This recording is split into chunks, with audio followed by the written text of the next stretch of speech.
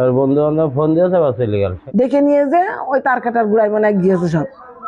কিটা কিটা গিয়েছে তা এটা আমি বলতে পারবো না।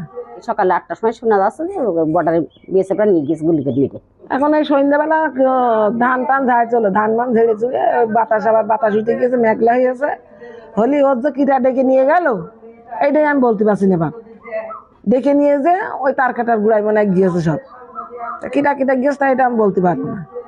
দিঘিলি ওখানে নাকি বিএসএফরা নাকি গুলি করে মেরে ফেল দিয়েছে।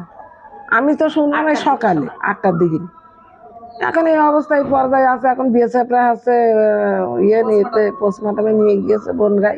কয় তো ওরা ঢাকায় ফ্যামিলি ধরে থাকে, বউ ছেলে পিলে সব থাকে, বেড়াতে এলো বাড়ি, এসে বাড়ি থাকে ঘোরাফেরা, বাপের আবাদ ফসল আছে সব করে, ধান ওই টনিয়ে ঝাড়ছিল, ঝাড়তে এবারটা ওই হয়তো বন্ধু বান্ধবদের সাথে কোনে গিয়েছে, কারণ ছেলে গিয়েছে ঝড়িলে যখন গেলে এবারটা সেখান থেকে গিয়ে ওরা মনে কাছে কনে আসে বন্ধু বান্ধবের কাছে। পরে সকালে 8টার সময় শোনা যাচ্ছে যে বর্ডারে বিএসএফরা নিয়ে গেছে গুলি করে মেরে।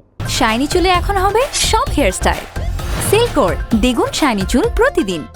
সরি বন্ধ আছে গিয়ে ধান ঝেড়ে ও দিয়া মেঘ হইলো, কারেন্ট চলে গেল, যাওয়ার পর বন্ধু বান্ধব ফোন দিয়েছে বা চলে গেল, সেই গিয়ে বাড়ি তারা।